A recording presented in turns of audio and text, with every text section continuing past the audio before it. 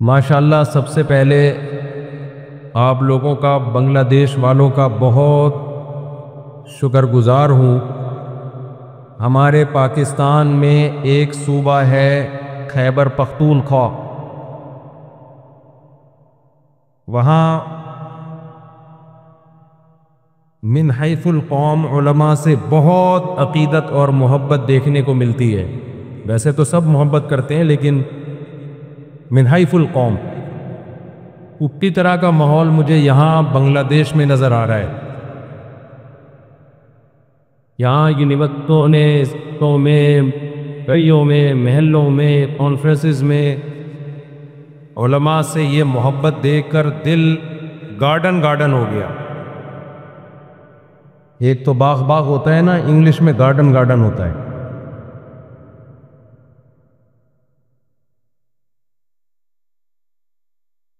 مجھے بیان کے لیے 15 سے 20 منٹ دیے گئے ہیں۔ 15 سے 20 منٹ میں آپ کے سامنے بات رکھوں گا اور بات مکمل کرنے کی انشاءاللہ کوشش کروں گا۔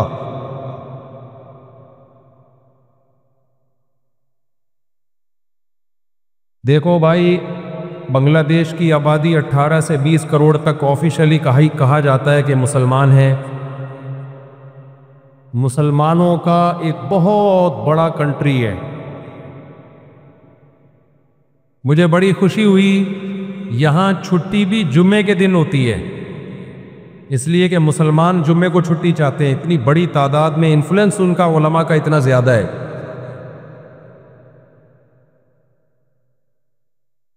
یہ ہلکی بات نہیں ہے کہ اسلام کے رشتے کی بیس پہ اللہ نے ہم کو ایک جان بنایا ہوا ہے۔ اگر اس پروگرام میں آپ کسی گلوکار کو بلاتے، ایکٹریس کو بلاتے، تو شاید یہ محبت کے جذبات دیکھنے کو نہ ملتے۔ میں تو علماء کی جوتیوں کی خاک کے برابر بھی نہیں ہوں، لیکن ایک نسبت ہے، تو آج اس نسبت کی محبت آج ماشاءاللہ نظر آ رہی ہے۔ یہاں جتنے علماء بیٹھے ہوئے ہیں، میں ان سب سے بہت معافی چاہتا ہوں۔ میں ان کے مقام اور مرتبے کا نہیں ہوں، مجھے تو سوشل میڈیا نے مشہور کر دیا۔ باقی آپ کے ملک میں بہت بڑے بڑے علماء ہیں، بہت بڑے بڑے۔ مفتی عبدالسلام چاٹگامی رحمہ اللہ تعالی، کل ہم ملاقات کر کے آئے ہیں، پرسوں حضرت مفتی شہید اللہ صاحب سے۔ ان کے علاوہ بھی بنگلہ دیش علماء طلباء کی سرزمین ہے، اور یہ خوب سمجھ لیں، حضرت حکیم اختر صاحب رحمہ اللہ تعالی ایک بات بیان کیا کرتے تھے۔ وہ لوگوں سے پوچھتے تھے کہ بتاؤ ٹماٹر کس کے پاس سے ملے گا؟ لوگ کہتے تھے ٹماٹر والے کے پاس سے۔ ایسا ہی ہے نا، سائیکل پہ جو پنچر لگاتا ہے اس کے پاس اگر آپ ٹماٹر لینے کے لیے چلے جاؤ تو ٹماٹر ملے گا، چماٹا ملے گا وہاں پہ آپ۔ ایسا ہی ہے نا، علاج انجینئر کے پاس ملے گا، انجینئروں کے پاس، یا ڈاکٹروں کے پاس بیماری کا علاج۔ آپ اپنی گاڑی لے کر گئے کسی میکینک کے پاس، گاڑی خراب ہو گئی تھی، میکینک نے وہ گاڑی ٹھیک کر دی، آپ بڑے خوش ہوئے۔ کل آپ کا گردہ خراب ہوا، آپ اسی میکینک کے پاس پہنچ گئے کہ میرا گردہ بھی ٹھیک کر دے۔ میکینک کہے گا بھائی میں نے گاڑی ٹھیک کی ہے، آپ کہو یار جو بندہ گاڑی ٹھیک کر سکتا ہے وہ میرا گردے کا پنچر بھی لگا سکتا ہے، گاڑی میرا گردہ بھی ٹھیک کر سکتا ہے۔ ایسی باتیں اگر آپ کرو گے تو واجب الچماٹ ہوگے کہ نہیں ہوگے؟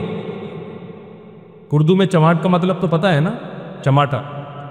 ایک ہوتا ہے واجب القتل، ایک ہوتا ہے واجب التعزیر، تعزیر جس پر لگائی جاتی ہے سزا۔ ایک لفظ ایک نیا مارکیٹ میں آیا، واجب الچماٹ۔ تو آپ اپنا گردہ ٹھیک کرانے کے لیے میکینک کے پاس چلے گئے تو واجب الچماٹ ہوگے کہ نہیں ہوگے؟ چماٹ تو کم از کم بنتا ہے نا۔ تو ٹماٹر ملے گا ٹماٹر والوں کے پاس، خربوزہ ملے گا خربوزے والوں کے پاس، اللہ ملے گا اللہ والوں کے، دین کا علم ملے گا علماء کے پاس، علم والوں کے پاس۔ یہ اس زمانے کا بہت بڑا فساد ہے کہ جو جس کام کا اہل نہیں ہے اسے وہ کام سونپا جا رہا ہے، اس کو وہ کام دیا جا رہا ہے۔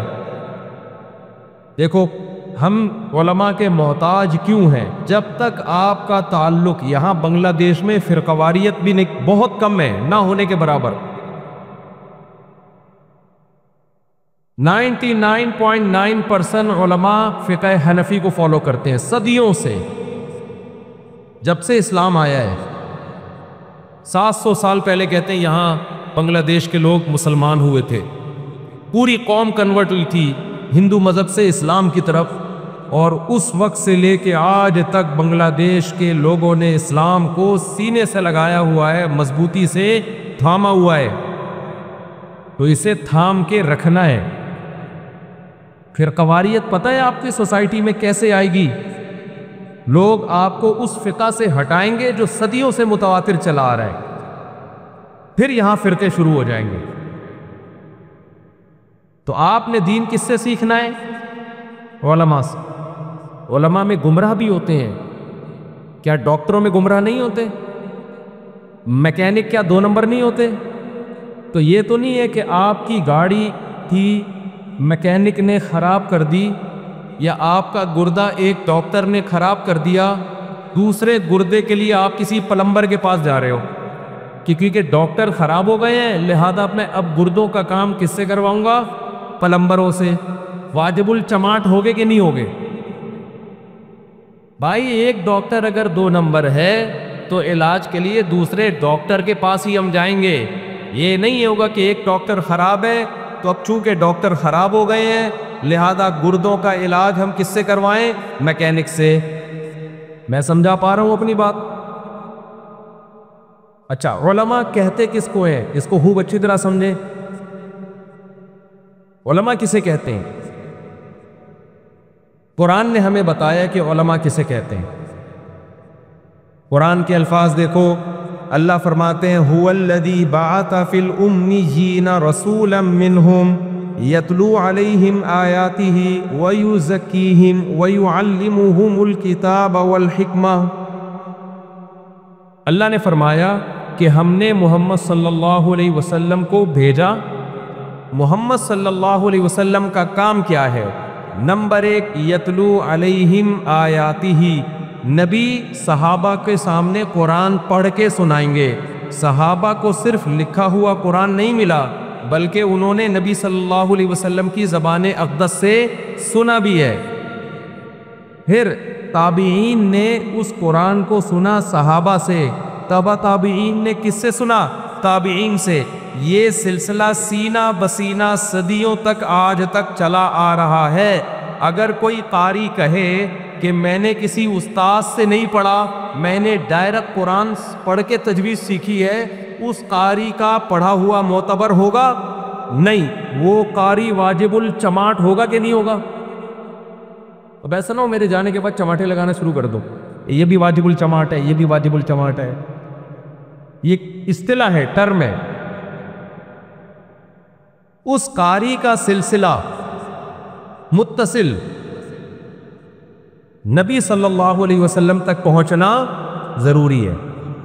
وہ قاری کہے گا میں نے اپنے استاذ کو ایسے سنا، اس استاذ نے اپنے استاذ سے ایسے سنا، ہوتے ہوتے ہوتے ہوتے کہاں تک پہنچے گا یہ سلسلہ؟ نبی صلی اللہ علیہ وسلم تک۔ اللہ نے اپنے نبی کے ذمہ دوسرا کام کیا لگایا؟ وَيُعَلِّمُهُمُ الْكِتَابَ۔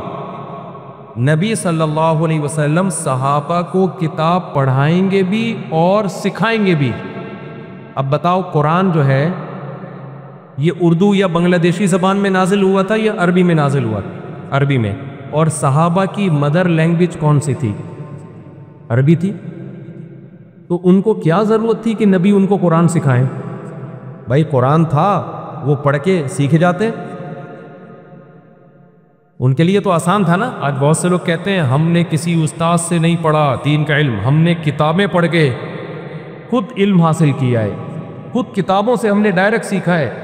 بھائی کتابوں سے، کتاب میں سب سے بڑی کتاب قرآن ہے۔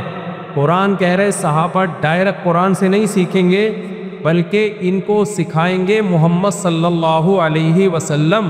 اگر محمد صلی اللہ علیہ وسلم صرف کتاب دے کے چلے جاتے، قرآن سکھاتے نہیں، تو کیا صحابہ کو قرآن آ جاتا؟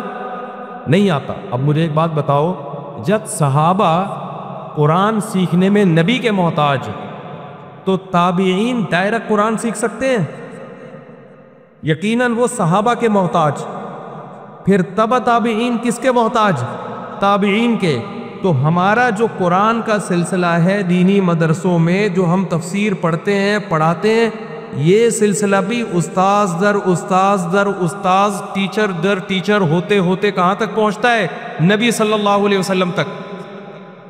جس شخص کا یہ سلسلہ نبی تک نہ پہنچے، اس کا قرآن کی تفسیر کرنا اور لوگوں کو سمجھانا وہ قابل اعتبار نہیں ہے، اور ایسا شخص واجب الجماعت۔ تیسری چیز، وَيُعَلِّمُهُمُ الْكِتَابَ وَالْحِكْمَةَ، نبی نے قرآن کے علاوہ بھی چیزیں سکھائی ہیں جس کو حکمت کہا ہے قرآن نے، وہ حدیث ہے۔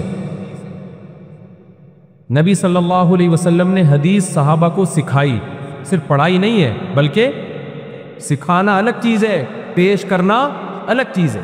پیش کرنے کا مطلب ہوتا ہے الفاظ صحابہ کو بتا دیے، صحابہ نے وہ الفاظ آگے پہنچا دیے۔ نا نا نا نا نا، اتنا کافی نہیں ہے۔ حدیث کے الفاظ اسلام کو سمجھنے کے لیے کافی نہیں ہے، بلکہ ان الفاظ کی وہ تشریح ہوگی جو نبی صلی اللہ علیہ وسلم نے کی، پھر صحابہ نے نبی سے لی، پھر تابعین نے صحابہ سے لی، تبع تابعین نے تابعین سے لی۔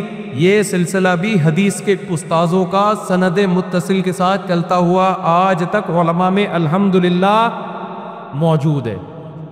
تو انہی علماء کا علم معتبر ہوگا تو قرآن و سنت کو اپنے استاذ سے سیکھیں، اس استاذ نے اپنے استاذ سے، اور وہ یہ سلسلہ ہوتے ہوتے کہاں تک پہنچ رہا ہو؟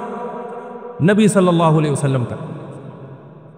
اگر بیچ میں کوئی نیا اسکالر مارکیٹ میں آتا ہے جو کہ آج کل ہول سیل کے حساب سے آ رہے ہیں، اور وہ کہتا ہے میں خود سے سمجھتا ہوں، میں کسی سے سیکھتا نہیں ہوں، میں نے خود قرآن و سنت کو اپنی عقل سے سمجھا ہے، تو سمجھ لو مارکیٹ میں ایک نیا فرقہ لانچ۔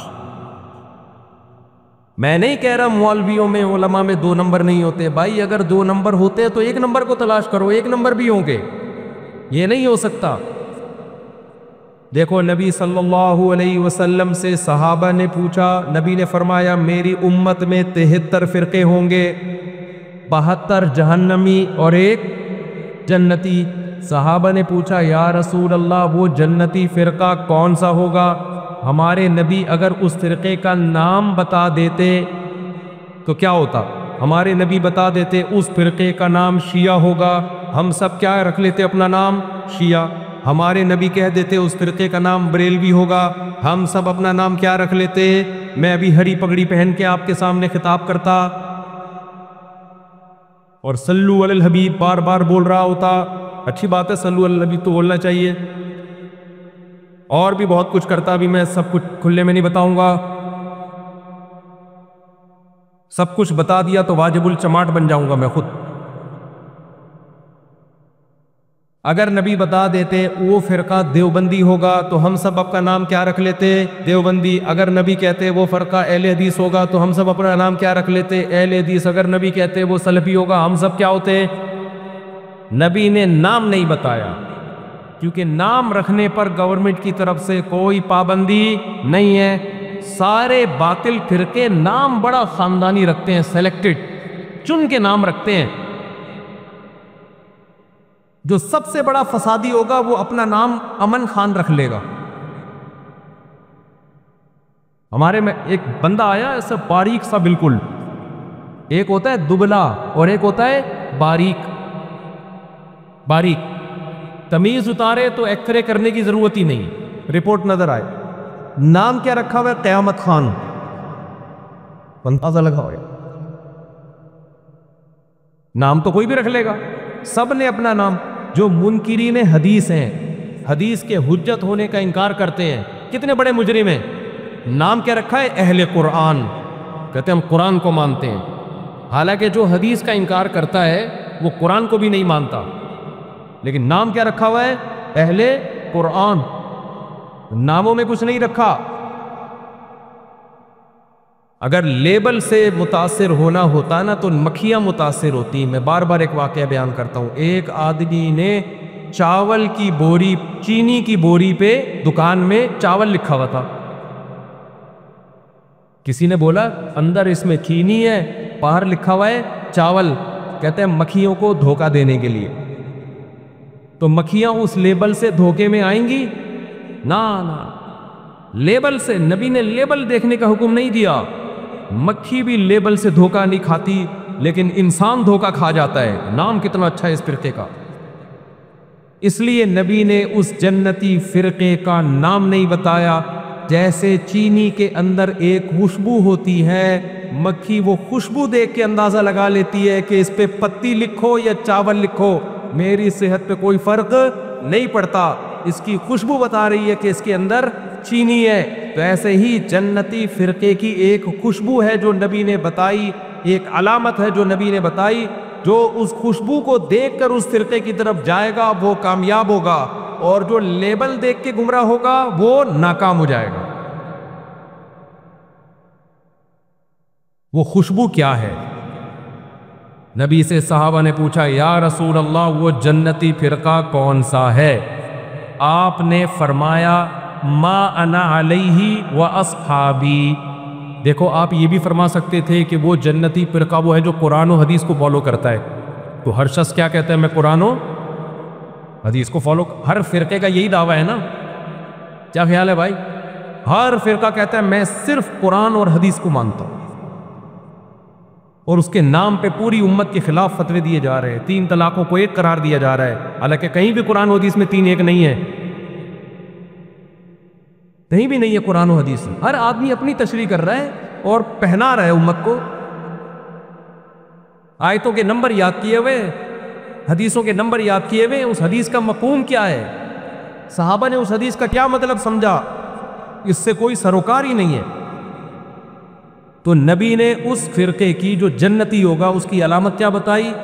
یہ نہیں بتایا قرآن و حدیث. یقیناً قرآن و حدیث ہی پہ چلنے کا حکم ہے، لیکن اس موقع پہ آپ نے فرمایا ما انا علیہ و اصحابی، جس پر میں چلوں اور میرے صحابہ.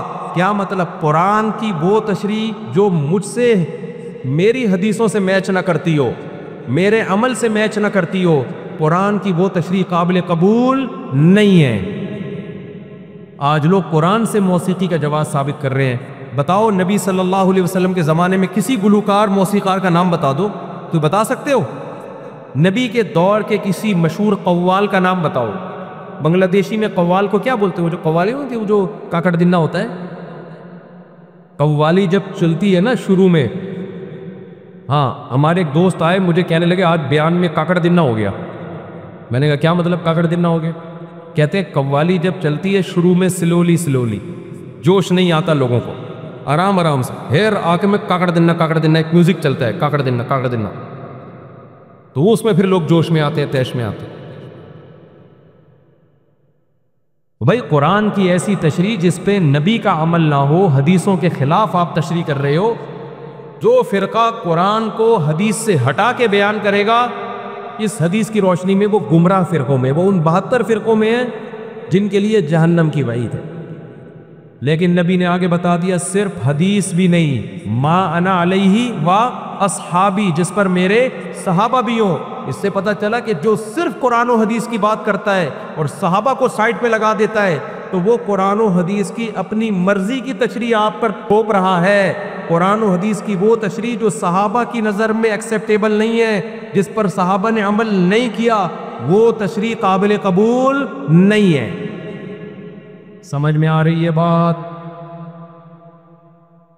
تو صحابہ کو بھی بیچ میں لانا پڑے گا. ہاں اگر صحابہ میں ہی پھر کچھ مسائل میں اختلاف ہے، صحابہ کرام میں ہی اختلاف ہے، ایک نے ایک حدیث کی یہ تشریح کی، دوسرے نے دوسرے حدیث کی دوسری تشریح کی، پھر دونوں تشریحات کو، دونوں باتوں کو ہم اللہ کی نظر میں درست مانتے. صحابہ کرام کے سامنے رفع الیدین کرنے کی حدیثیں بھی تھیں، نہ کرنے کا عمل بھی تھا.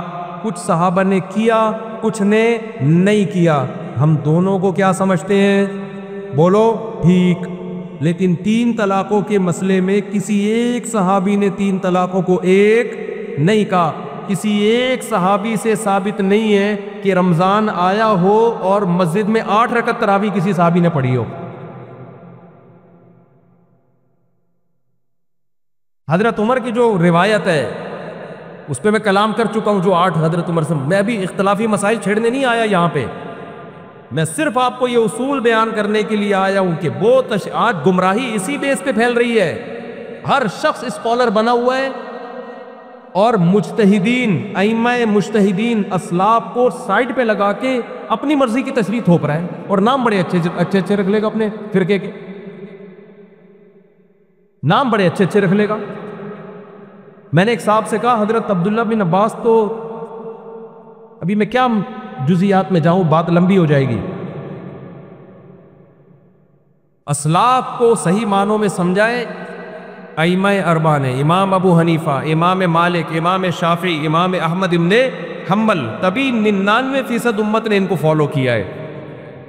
برما میں جب میرا سفر ہوا وہاں بھی مجھے فرقواریت نظر نہیں آئی، کوئی فرقہ نہیں ہے۔ میں نے کہا آپ کے اندر فرقواریت پیدا ہوگی نام نہاد اسکالرز جب آئیں گے نا اور اپنی طرف سے قرآن و سنت کی تشریح پیش کریں گے تو پھر یہاں سے فرقواریت کا آغاز ہو۔ تو وہ علم معتبر ہے جو صحابہ نے نبی سے سیکھا اور تابعین نے صحابہ سے سیکھا، تبع تابعین نے تابعین سے سیکھا، اور صدیوں تواتر کے ساتھ چلتا ہوا امت تک پہنچا۔ یہی فرقہ ہے جس کے بارے میں نبی نے فرمایا جنتی، اور مشکات کی حدیث ہے، آپ صلی اللہ علیہ وسلم نے فرمایا کہ فتنوں کے وقت میں عامت المسلمین، جماعت المسلمین کو لازم پکڑو۔ کیا مطلب؟ جمہور امت سے ہٹنے کی کوشش مت کرو۔ امت کا جمہور ایک طرف جا رہا ہے، آپ ایک دوسری رائے مارکیٹ میں لے کر آ رہے ہو۔ تو اس لیے یہاں مجھے دینی ماحول دیکھ کر بہت خوشی ہو رہی ہے، اور مجھے ڈر یہ ہے کہ جیسے پاکستان کا بیڑا غرق ہوا ہے نا، آپ کا بھی ایسا بیڑا کہیں غرق نہ ہو جائے۔ ہمارا بیڑا غرق کیوں ہوا؟ وہاں نام نہاد اسکالر پیدا ہوئے، انہوں نے عوام کو علماء سے کاٹ دیا، اور وہ علماء جو 2 نمبریاں کر رہے ہیں ان کو ہائی لائٹ کیا کہ دیکھو یہ مولوی 2 نمبر، یہ مولوی 2 نمبر، یہ مولوی 2 نمبر، یہ مولوی 2 نمبر۔ تو میڈیا پہ لوگوں کا ذہن یہ بنایا کہ مولانا ہوتے ہی 2 نمبر ہیں، حالانکہ جہاں 2 نمبر مولانا ہے ہول سیل کے حساب سے 1 نمبر بھی الحمدللہ موجود ہیں۔ نبی صلی اللہ علیہ وسلم نے فرمایا العلماء ورثۃ الانبیاء، صحیح حدیث ہے، علماء انبیاء کے وارث ہیں۔ نبی صلی اللہ، میں نے کہا شاہ جی کہہ رہے ہیں کہ کیا کہہ رہے ہیں؟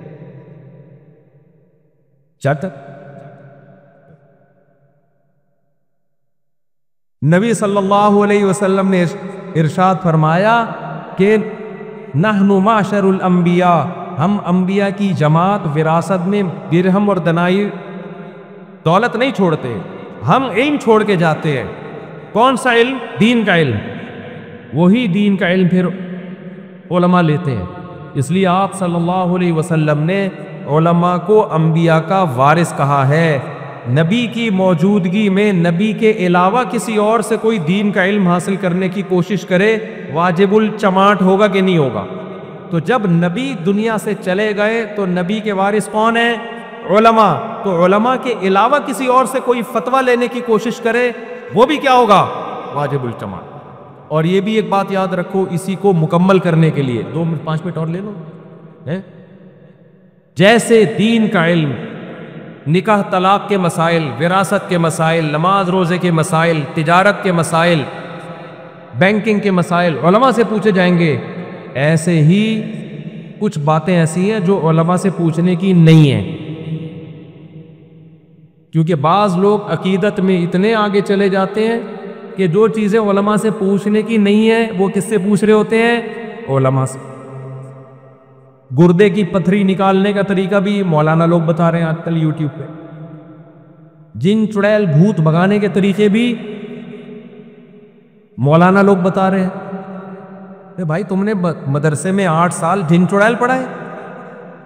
ہدایہ میں کوئی باب ہے کتاب الجن والچڑیل ہے؟ کتاب الآسیب والسایہ والموکل والحمزات والپلیتا ان چکروں میں ڈال دیا۔ خوب سمجھ لو، مدرسے میں جو طالب علم محنت نہیں کرتا یا اس کا دماغ ہی نہیں ہوتا، چلتا ہی نہیں ہے، ذہانت ہی نہیں ہے، ہر محنت کرنے والے کو علم تھوڑی ملتا ہے، اس کے لیے تو کھوپڑی بھی چاہیے نا، ذہین نہیں ہوتے، چل نہیں پاتے۔ اب 8 سال جب وہ مدرسے میں لگاتے ہیں نا، تو 8 سال کے بعد ان کو پتہ چلتا ہے دین کا علم تو آیا نہیں، دین کا علم تو آیا نہیں، اور جو کاروبار کرنے کی یا میڈیکل کالج میں یا کمپیوٹر سائنس پڑھنے کی عمر تھی وہ ہم نے لگا دی مدرسے میں۔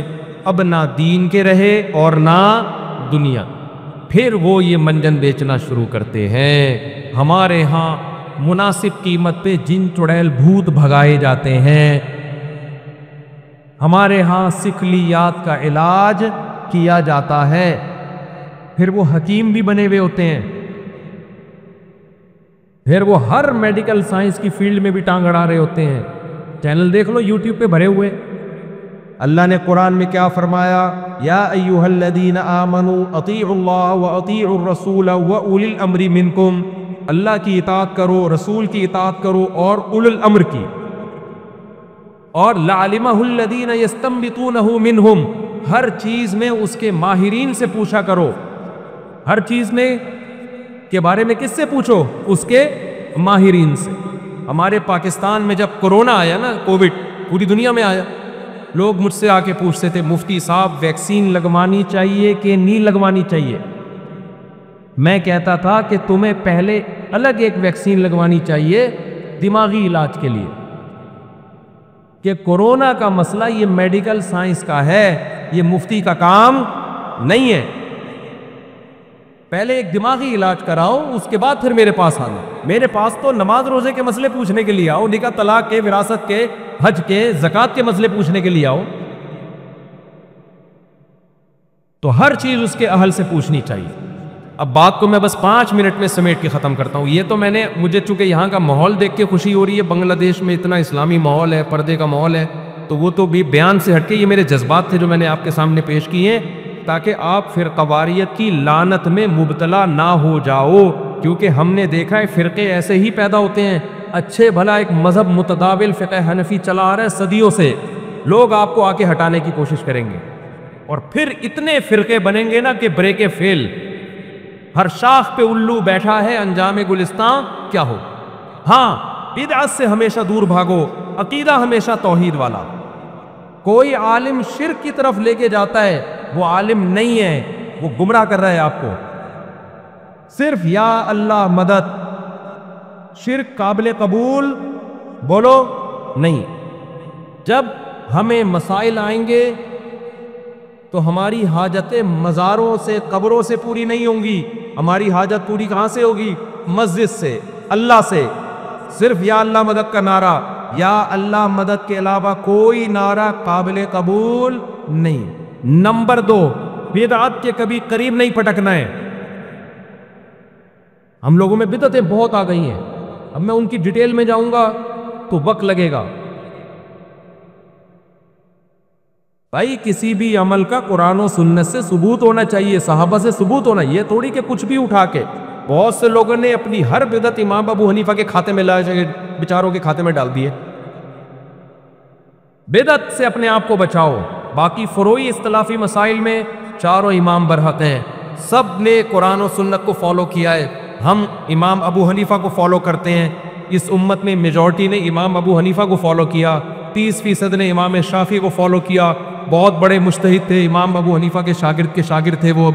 17% نے امام مالک کو فالو کیا، 2% نے امام احمد ابن حنبل کو فالو کیا۔ تو جب تک امت اس طرح سے فالو کرتی آ رہی تھی، صحیح ٹریک پر تھی، آپس میں ایک دوسرے کے پیچھے نماز بھی پڑھتے تھے، ایک دوسرے کو احترام بھی کرتے تھے، اور ایک دوسرے کی نمازوں میں فرق ہونے کے باوجود درست سمجھتے تھے۔ جب سے امت میں مجتہدین نام نہاد پیدا ہوئے ہیں نا، اس وقت سے امت کا بیڑا غرق۔ ہر شخص نے ایک نیا مفتی بنا ہوا ہے، نیا مسئلہ بتا رہے ہیں۔ اس سے آپ کا اتحاد ٹوٹ جائے گا۔ تو پہلا ہے عقیدہ توحید، اس پہ کوئی کمپرومائز بولو نہیں۔ یا ایھا الناس انتم الفقراء الی اللہ واللہ هو الغنی الحمید، اللہ کہتے ہیں اے لوگو تم سب کے سب فقیر ہو اللہ کے در کے۔ تمام پیغمبر، تمام صحابہ، تمام تابعین، تمام بزرگان دین کس کے در کے فقیر ہیں؟ اللہ کے۔ عقیدہ توحید پہ کوئی کمپرومائز نہیں ہے۔ نمبر 2، اللہ نے قرآن میں ہمیں کیا حکم دیا؟ ان تجتنبوا کبائر ما تنہون عنہ نکفر عنکم سیئاتکم، کبیرہ گناہوں سے بچو گے تو میں چھوٹی موٹی خطائیں معاف کر دوں گا۔ کبیرہ گناہ کیا ہے یہ بھی قرآن نے بیان کر دی ہے۔ بہت آسان ہے اسلام بھائی، آپ آدھے سے زیادہ مسلمان تو مجھے ویسے ہی نظر آ رہے ہو، آپ کو شکلوں سے لگ رہا ہے ماشاءاللہ سارے۔ یونیورسٹی میں میرا بیان ہوا، میں نے کہا یہاں کا تو ماحول ہمارے مدرسوں جیسا ماحول ہے، پتہ نہیں ہو سکتا ہے مجھے یونیورسٹی کے نام پہ کسی مدرسے میں نہ لے گئے ہوں۔ بچیاں پردوں میں بیٹھی ہوئی ہیں، مرد سارے نیک طریق پر